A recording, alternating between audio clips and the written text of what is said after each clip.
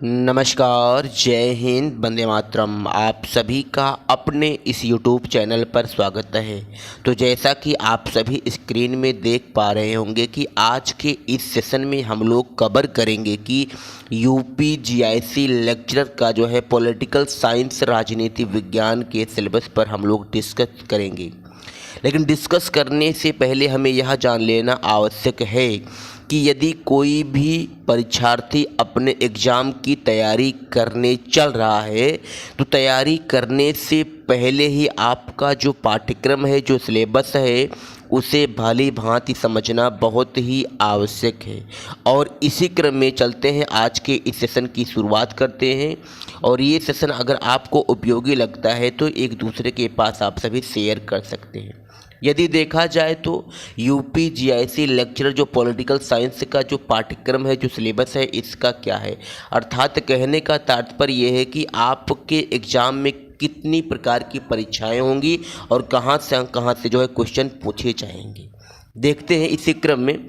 देखिए, जो है सबसे पहली चीज़ तो इस परीक्षा में जो है 2 प्रकार की परीक्षाएं होंगी, जैसा कि यहाँ आप देख भी पा रहे होंगे। और पहली जो परीक्षा होगी वो होगी प्रारंभिक परीक्षा, और जिसे कहते हैं प्रीलिमिनरी एग्जामिनेशन। और इसके क्रम में यदि देखा जाए तो जो दूसरा एग्ज़ाम होगा वह होगा मुख्य एग्ज़ाम, जिसे कहते हैं मेन एग्जामिनेशन। यदि हम प्रीलिमिनरी जो है एग्जामिनेशन की बात करते हैं तो यहाँ पर देखते हैं कि प्रीलिमिनरी जो एग्जामिनेशन है, अर्थात जो प्री एग्जामिनेशन है, इसका पाठ्यक्रम क्या है, अर्थात इसमें जो है कैसे और किस तरह से प्रश्न जो है बनते हैं। तो यहाँ स्क्रीन में आप सभी देख पा रहे होंगे कि जो प्री का जो पाठ्यक्रम है, इसमें सामान्य अध्ययन जो है, सामान्य अध्ययन से जो है 40 प्रश्न पूछे जाएंगे। और जो है इसी क्रम में जो है आपका जो मेन सब्जेक्ट होगा राजनीति विज्ञान, तो राजनीति विज्ञान से यदि देखा जाए तो 80 प्रश्न पूछे जाएंगे। इस तरीके से आप सभी ने यहाँ पर यह देखा कि जो है जो प्रारंभिक परीक्षा होगी, इस प्रारंभिक परीक्षा में जो है प्रश्नों का जो स्तर होगा वह कैसे होगा, वस्तुनिष्ठ होगा, अर्थात मल्टीपल चॉइस क्वेश्चंस आएंगे। और इसी क्रम में हम देखते हैं कि जो प्रारंभिक परीक्षा है, तो इस प्रारंभिक परीक्षा में यदि देखा जाए तो 80 + 40 जो है टोटल 120 जो है क्वेश्चन पूछे जाएंगे। और 120 क्वेश्चन में देखा जाए तो इसमें राजनीति विज्ञान भी होगा और सामान्य अध्ययन भी होगा। और जो अंक होंगे वो कितने अंकों का होगा, 300 अंकों का होगा। अर्थात जो क्वेश्चन होगा, एक क्वेश्चन जो होगा वो जो है कितने नंबर का होगा, तो 2.5, अर्थात 2.5 नंबर का जो है एक क्वेश्चन होगा। इस तरीके से देखा जाए तो टोटल जो है प्रारंभिक जो परीक्षा होगी ये 300 अंकों की होगी। और समय कितना आपको मिलेगा इसमें, जैसा कि देख पा रहे हैं आप लोग, जो समयावधि आपको मिलेगी वह जो है 2 घंटे का मिलेगा। और इसी क्रम में अब हम देखते हैं कि प्रारंभिक जो परीक्षा है, इस प्रारंभिक परीक्षा का जो सामान्य अध्ययन है, इसका पाठ्यक्रम क्या है। जैसा कि स्क्रीन में आप सभी देख भी पा रहे होंगे पाठ्यक्रम क्या है सामान्य अध्ययन का। तो देखिए, सामान्य अध्ययन का जो पाठ्यक्रम है, इसमें कहाँ कहाँ से जो है आपके एग्जाम में क्वेश्चन बनेंगे। पहली चीज़ आप जैसा कि देख पा रहे हैं कि सामान्य विज्ञान पूछा जाएगा। और ये भी जो सामान्य विज्ञान पूछा जाएगा क्लास 8th तक के स्टैंडर्ड के लिए पूछा जाएगा, जिसे इंग्लिश में कहेंगे जनरल नॉलेज। और जो दूसरा सेक्शन होगा वह क्या है, भारत का इतिहास, हिस्ट्री ऑफ इंडिया। और तीसरा जो सेक्शन होगा भारतीय राष्ट्रीय आंदोलन। तो कहने का तात्पर्य है कि इंडियन नेशनल मूवमेंट, ये अगला टॉपिक होगा। और इसी क्रम में यदि हम देखते हैं तो जो यहाँ पर चौथा टॉपिक आप लोग जैसा कि स्क्रीन में देख पा रहे होंगे, चौथे टॉपिक में दिया है भारतीय राजतंत्र, अर्थव्यवस्था एवं संस्कृति। अर्थात इसे इंग्लिश में कहने का यहाँ पर तात्पर्य यह है कि भारतीय राजतंत्र का मतलब हो जाएगा Indian monarchy, economy and culture हो जाएगा। और जो 5वां सेक्शन है, इसमें आप देख पा रहे हैं भारतीय कृषि, इंडियन एग्रीकल्चर। और वाणिज्य का मतलब होता है कॉमर्स, और व्यापार का मतलब होता है ट्रेड, यानी Indian agriculture, commerce and trade, ये हो गया। और इसी क्रम में यदि हम देखते हैं कि अगला जो सेक्शन है पार्ट जैसा 6 देख पा रहे हैं, इसमें दिया है विश्व भूगोल, भारत का भूगोल एवं प्राकृतिक संसाधन अर्थात वर्ल्ड ज्योग्राफी, इंडियन ज्योग्राफी और जो है नेचुरल जो रिसोर्सेस हैं इसको कवर करना है। और इसी क्रम में जो सेवेंथ जो सेक्शन देख पा रहे होंगे, अधुनातन राष्ट्रीय एवं अंतर्राष्ट्रीय महत्वपूर्ण घटनाक्रम। अधुनातन का यहाँ पर जो है इंग्लिश में तात्पर्य ये हो जाएगा कि अधुनातन को हम क्या क्या कह सकते हैं, इनोवेसिव। अधुनातन को क्या इंग्लिश में कह सकते हैं, इनोवेशिव जो है national innovative trend in political science, innovative trend in political science हो गया। और इसी क्रम में यदि देखा जाए तो अगला जो टॉपिक होगा सामान्य बौद्धिक एवं तार्किक क्षमता।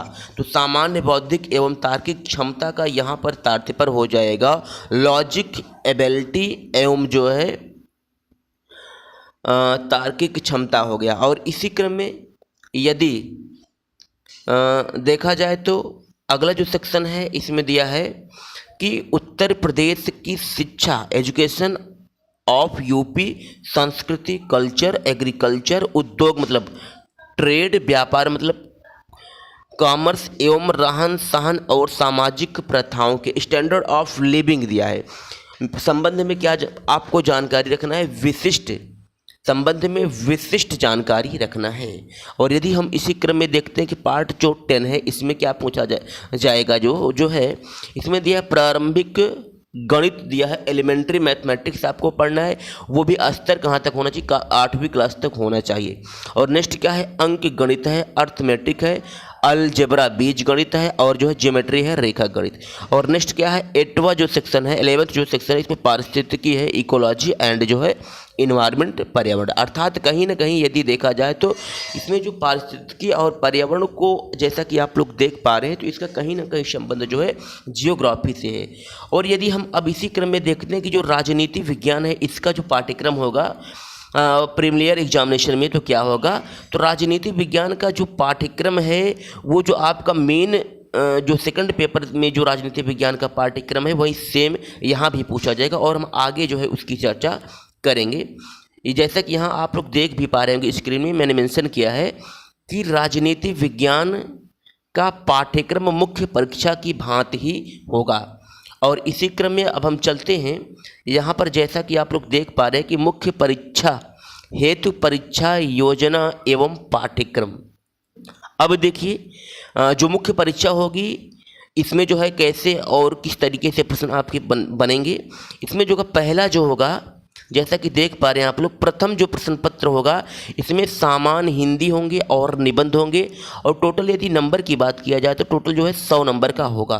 और यदि इसी क्रम में देखा जाए कि जो सेकंड पेपर होगा मेन एग्जाम का जो सेकंड पेपर होगा इसमें जैसा कि देख पा रहे हैं आप लोग राजनीति विज्ञान का होगा और कितने नंबर का होगा टोटल, तो 300 अंकों का होगा। अब हम डिस्कस करते हैं कि जो प्रथम प्रश्न पत्र है तो प्रथम प्रश्न पत्र में जो है इसका सिलेबस क्या है। तो जैसा कि यहाँ पर आप लोग देख पा रहे हैं प्रथम खंड में क्या क्या पूछा जाएगा, सामान्य हिंदी है एवं निबंध है और निर्धारित अंक क्या होंगे, 50 नंबर के जो है सामान्य हिंदी आएंगे और 50 नंबर के जो है निबंध पूछे जाएंगे। इस तरीके से जो है 100 हो जाएंगे। अब इसका जो सिलेबस है, सिलेबस में किन किन बिंदुओं को मेंशन किया गया है यहाँ पर आप लोग कवर कर सकते हैं। देखिए पहली चीज़ क्या है, इसमें अपठित गद्यांश पूछा जाएगा, एक गद्यांश दिया जाएगा और इसमें से कुछ क्वेश्चंस आपसे पुटअप किए जाएंगे। और इसके पश्चात जैसा कि देख पा रहे संक्षेपण है और उससे संबंधित कुछ क्वेश्चंस किए जाएंगे, रेखांकित अंशों की व्याख्या एवं उसका उपयुक्त शीर्षक। और इसी क्रम में हम आगे देखते हैं कि यहाँ पर दिया है कि अनेकार्थी शब्द कवर करना है, विलोम शब्द, पर्यायवाची शब्द, तत्सम एवं तद्भव, क्षेत्रीय विदेशी शब्द भंडार, वर्तनी, अर्थबोध, शब्द रूप, संधि, समास, क्रियाएं, हिंदी वर्णमाला। और इसी क्रम में यदि देखा जाए तो आगे आपको क्या कवर करना है, तो विराम चिन्ह, शब्द रचना, वाक्य रचना, अर्थ, मुहावरे, लोकोक्तियाँ, उत्तर प्रदेश की मुख्य बोलियाँ तथा हिंदी के अलावा प्रयोग में होने वाली अशुद्धियों को भी कवर करना है। यानी कि आप लोग यहाँ पर देख रहे हैं कि यूपीजीआईसी लेक्चरर में जो है अपना पद सुनिश्चित करने के लिए आपकी जो है बेहतरीन तैयारी होनी चाहिए, किसमें, हिंदी में होना चाहिए। अब इसी क्रम में आप देख रहे हैं कि जो द्वितीय खंड होगा वो होगा निबंध, और यहाँ पे जैसा कि देख पा रहे हैं आप लोग निर्धारित अंक कितने हैं, 50 हैं। अब यहाँ पर आप लोग देख लेंगे कि जो निबंध होगा यहाँ से किस प्रकार के निबंध जो है आपको लिखने के लिए मिल सकते हैं एग्जाम में। इसका भी कुछ पैटर्न है, कुछ सिलेबस है, और उस सिलेबस के अंतर ही जो है पूछा जाएगा।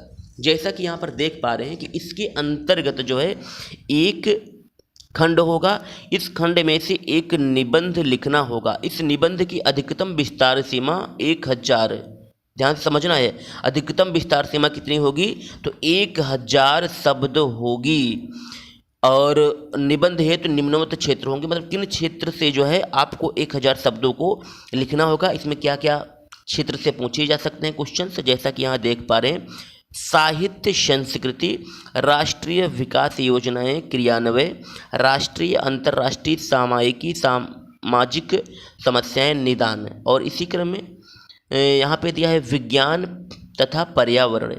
और हम चलते हैं नेक्स्ट सेक्शन की तरफ, तो यहाँ पे दिया प्राकृतिक आपदाएं एवं उनका निवारण, कृषि, उद्योग, व्यापार। यानी इन क्षेत्रों से जो है आपको निबंध लिखने के लिए कहीं से भी किसी भी प्रकार के क्वेश्चन जो है दिए जा सकते हैं, और 1000 शब्दों के अंदर जो है सीमा में इसको लिखना होगा। अब हम देखते हैं कि जो मेन सिलेबस है आप सभी का पॉलिटिकल साइंस, जो राजनीति विज्ञान का जो पाठ्यक्रम है, इनमें से क्या क्या आपको अच्छे से कवर करना है। अब देखते हैं यहाँ पे, अब पहली चीज़ तो यहाँ पर जैसा कि आप लोग स्क्रीन में देख पा रहे हैं कि राजनीति विज्ञान के अंतर्गत जो है आप सभी को क्या क्या कवर करना है।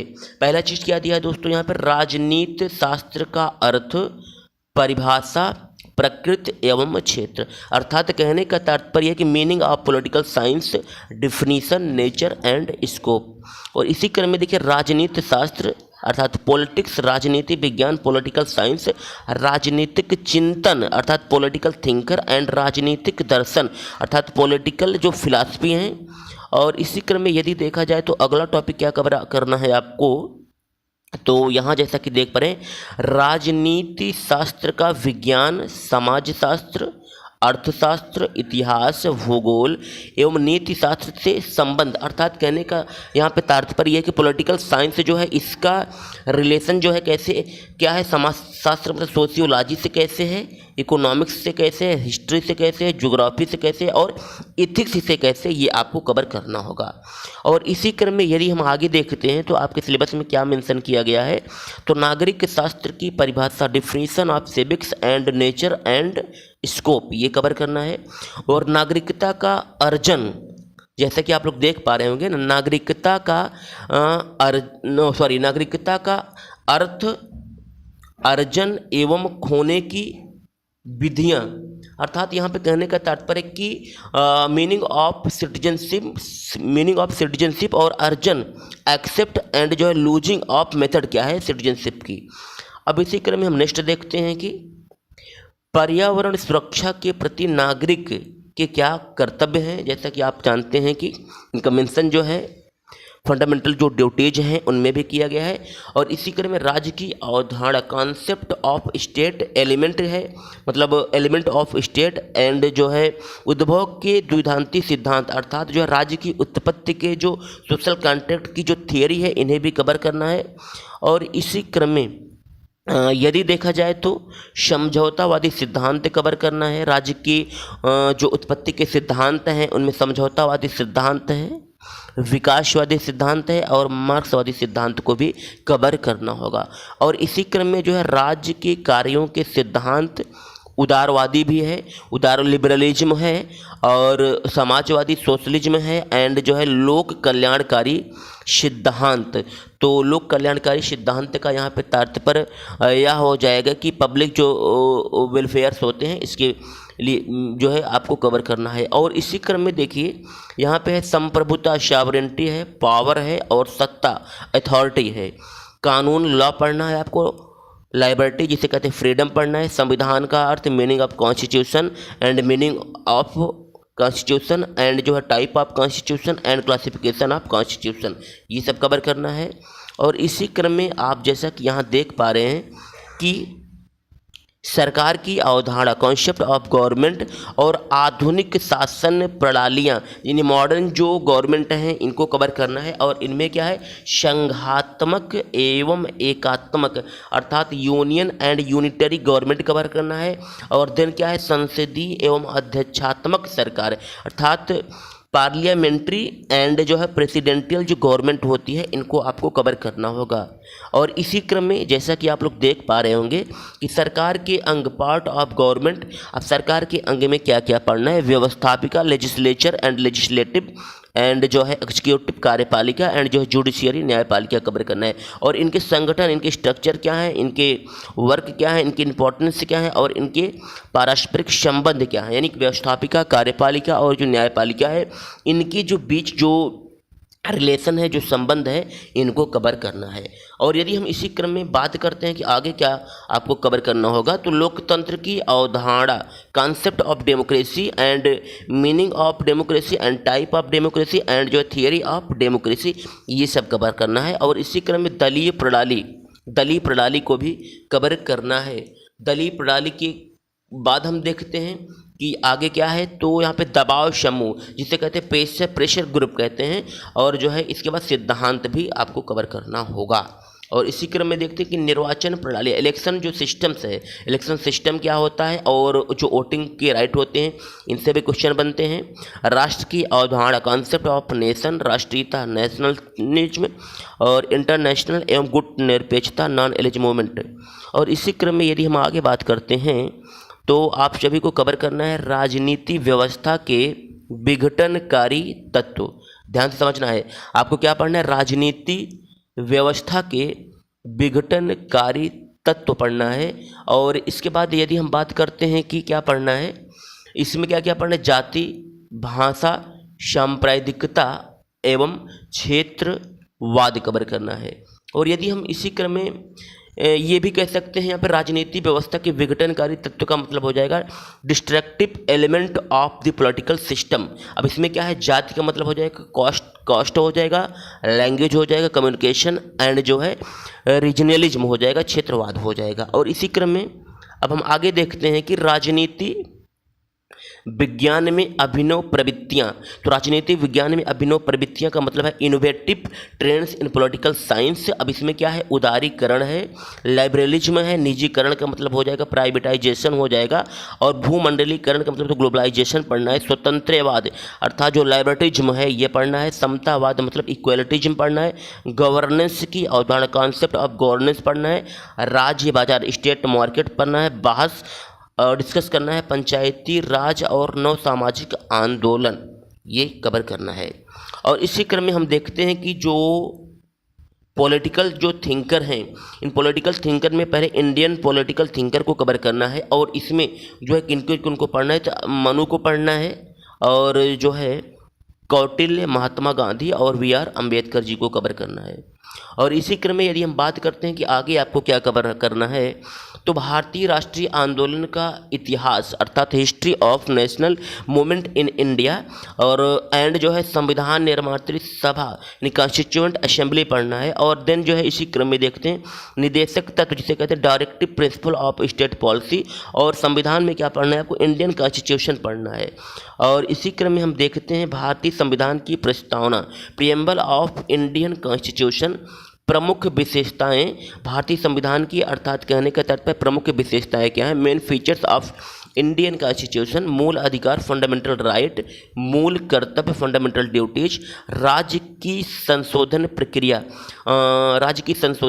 Amendment of state constitution, amendment of state and जो है प्रमुख संविधान मेन कॉन्स्टिट्यूशन जो अमेंडमेंट हुए इसको पढ़ना है। धारा आर्टिकल जो 337 जिसमें आप लोग जानते हैं कि जम्मू एंड जो कश्मीर है इनका मेंशन किया गया है, इनको जो है आपको कवर करना होगा।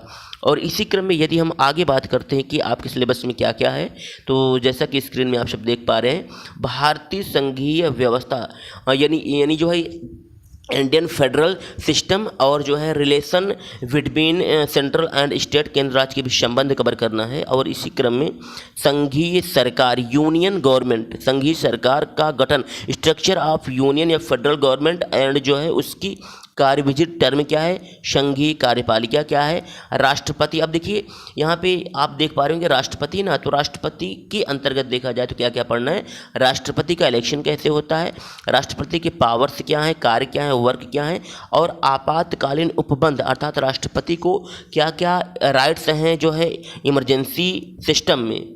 और इसी क्रम में यदि आगे हम बात करते हैं कि जो वाइस प्रेसिडेंट होता है, जो उपराष्ट्रपति होता है, तो उपराष्ट्रपति को जो है विषय में क्या क्या कवर करना है, तो इनका इलेक्शन कैसे होता है और इनके कार्य क्या हैं। और इसी क्रम में देखिए संघीय मंत्रिपरिषद अर्थात संघीय मंत्रिपरिषद में यदि बात किया जाए तो इनकी नियुक्ति कैसे होती है, कार्यविधि क्या है, नियुक्ति, कार्य एवं महत्व को कवर करना है। और यदि हम इसी क्रम में आगे देखते हैं तो संघीय व्यवस्थापिका अर्थात कहने का तात्पर्य है कि संघीय व्यवस्थापिका में स्टेट जो लेजिस्लेचर या जो स्टेट लेजिस्लेटिव होती है, इसमें क्या क्या कवर करना है, संसद, पार्लियामेंट पढ़ना है। अब पार्लियामेंट में देखा जाए तो इसके दो अंग होते हैं, दो पार्ट होते हैं, राज्यसभा होता है एंड लोकसभा होता है। तो यहाँ पे ध्यान से समझना है आपको कि राज्यसभा जो है और जो लोकसभा है, तो राज्यसभा और लोकसभा के जो है शक्तियों को पढ़ना है, इनके अधिकार पढ़ना है और पारस्परिक संबंध, यानी यहाँ पे कहने का तात्पर्य है कि राज्यसभा और जो लोकसभा है इन दोनों के शक्तियों को, यानी इन दोनों का तुलनात्मक अध्ययन करते हुए शक्तियों को कवर करना है, अधिकार को कवर करना है, और राज्यसभा और लोकसभा में क्या संबंध है इसको आपको कवर करना होगा। और इसी क्रम में अब हम आगे देखते हैं, अगला टॉपिक क्या आपको कवर करना है, संघीय जो है संघीय न्यायपालिका, जो सेंट्रल जो जुडिशियरी है इसको कवर करना है। और इसी क्रम में यदि हम आगे देखते हैं कि राज्य सरकार का गठन कैसे होता है ना, यानी जो है स्ट्रक्चर ऑफ स्टेट गवर्नमेंट एवं जो है स्टेट गवर्नमेंट के कार्य क्या हैं, और उत्तर प्रदेश के विशेष संदर्भ में, यानी आप सभी को यहाँ पे ये ध्यान रखना है कि राज्य सरकार का जो अध्ययन करना है वो भी, जैसे कि यूपी में वैकेंसी है, यूपी यदि जैसे आप जानते हैं कि यूपी लेक्चरर की वैकेंसी आई है, तो यूपी के परिप्रेक्ष्य में राज्य सरकार को अच्छे से कवर करना है, करंट से रिलेटेड भी आपको सारी चीज़ें जो है आपको पढ़ना होगा। और इसी क्रम में यदि हम आगे देखते हैं कि राज्य की कार्यपालिका एग्जीक्यूटिव ऑफ स्टेट क्या है। अब देखिए राज्य की जो कार्यपालिका है, तो राज्य की कार्यपालिका में आपको क्या क्या पढ़ना है, राज्यपाल पढ़ना है। अब देखिए राज्यपाल के परिप्रेक्ष्य में क्या क्या आपको कवर करना है, तो इनकी जो है नियुक्ति कैसे होती है, इनकी शक्तियाँ क्या हैं, इनके विशेष अधिकार क्या हैं, और इनकी भूमिका क्या है, किसके परिप्रेक्ष्य में, राज्यपाल के परिप्रेक्ष्य में कवर करना है। और यदि हम इसी क्रम में नेक्स्ट बात करते हैं तो मंत्रिपरिषद का गठन कैसे होता है और स्ट्रक्चर ऑफ कैबिनेट और इनके कार्य क्या हैं। अब देखिए यहाँ पे मुख्यमंत्री को भी आपको जो है कवर करना है, और मुख्यमंत्री में यदि बात किया जाए तो क्या क्या आपको कवर करना है, तो मुख्यमंत्री की नियुक्ति अपॉइंटमेंट कैसे होती है, और मुख्यमंत्री के पावर्स क्या हैं, और जो है इसी क्रम में जो है राज्यपाल को भी कवर करना होगा, और राज्यपाल तथा यदि बात किया जाए मंत्रिपरिषद के बीच जो संबंध हैं इनको भी आपको कवर करना होगा। और यदि हम इसी क्रम में आगे देखते हैं तो राज्य की जो व्यवस्थापिका है अर्थात जो स्टेट की जो लेजिस्लेचर है इसमें क्या क्या आपको कवर करना होगा, देखते हैं। तो राज्य की व्यवस्थापिका में यदि बात किया जाए तो यहाँ पे जो है विधानमंडल जो है, विधानमंडल का गठन कैसे हुआ इसको कवर करना है, और इनके कार्य क्या हैं, शक्तियाँ क्या हैं, विधानसभा एवं विधान परिषद के पारस्परिक संबंध क्या हैं। यानी यहाँ पर आपको जो है विधानसभा और जो विधान परिषद होती है इन दोनों के बीच जो है तुलनात्मक अध्ययन करते हुए आप सभी को कवर करना होगा। और इसी क्रम में हम आगे देखते हैं, आगे क्या आपको कवर करना है, तो जो राज्य की न्यायपालिका है, स्टेट की जो जुडिशियरी है, जैसे आपको पता है कि स्टेट की जो जुडिशियरी होती है उसे हाई कोर्ट बोलते हैं, तो हाई कोर्ट को पढ़ना है, और जो है एवं इनके क्षेत्राधिकार क्या है, इनकी स्कोप क्या क्या है हाई कोर्ट के, इसको कवर करना है। और इसी क्रम में स्थानीय स्वशासन जिलाधिकारी के कार्य एवं शक्तियाँ तथा जिला न्यायालय का गठन कैसे हुआ है इसको कवर करना है। और यदि हम इसी क्रम में आगे चलते हैं, आपका सिलेबस देखते हैं, तो लोक अदालत आपको कवर करना है, लोक अदालत कवर करना है। और जो कुछ कॉन्स्टिट्यूशन अमेंडमेंट हुए हैं, 73 कॉन्स्टिट्यूशन अमेंडमेंट एंड जो है 74 कॉन्स्टिट्यूशन अमेंडमेंट हुए हैं, इनको आपको विशेष संदर्भ में स्थानीय स्वशासन के संबंध में, अर्थात स्थानीय स्वशासन के संबंध में जो 73 कॉन्स्टिट्यूशन अमेंडमेंट और जो 74 कॉन्स्टिट्यूशन अमेंडमेंट हुआ है, इसको जो है आपको अच्छे से कवर करना होगा। उम्मीद करते हैं कि आपके लिए सिलेबस जो है बहुत ही लाभान्वित होगा। और इसी क्रम में अब हम देखते हैं आगे आपके सिलेबस में क्या मेंशन किया गया है। तो भारत में सार्वजनिक अभिकरण एवं योजना आयोग कवर करना है, और इसी में जो है इलेक्शन आयोग जो है, फाइनेंस कमीशन जो है, और संघ लोक सेवा आयोग यूनियन पब्लिक सर्विस कमीशन को कवर करना होगा। और इसी क्रम में देखते हैं अगला जो आपको टॉपिक क्या आता है। तो अंतर्राज्यीय परिषद है, लोकपाल और लोकायुक्त को कवर करना है। और इसी क्रम में देखते हैं भारत की जो विदेश नीति है ये भी पढ़ना है। क्षेत्रीय जो संगठन है इनको कवर करना है। संयुक्त राष्ट्र संघ मानवाधिकार एवं गुट निरपेक्ष नॉन एलिजिबल मूवमेंट ये कवर करना है। और इसी क्रम में तो आज की क्लास में, आज के इस सेशन में आप सभी प्रतियोगी विद्यार्थियों ने कवर किया कि यूपी जो जीआईसी का जो लेक्चरर का पॉलिटिकल साइंस का सिलेबस है इसको आपने अच्छे से कवर किया। और उम्मीद करते हैं कि ये सिलेबस जो है आपके लिए बहुत ही महत्वपूर्ण होगा। और यदि आपके लिए ये जो है सेक्शन महत्वपूर्ण लगता है तो आप जो है अपने इस यूट्यूब चैनल को सब्सक्राइब कर लें और बेल आइकन को प्रेस कर दें, ताकि जो है आपके पास नोटिफिकेशन पहुंच सके। तो आज के लिए इतना ही। Thank you so much. जय हिंद, जय भारत, वंदे मातरम।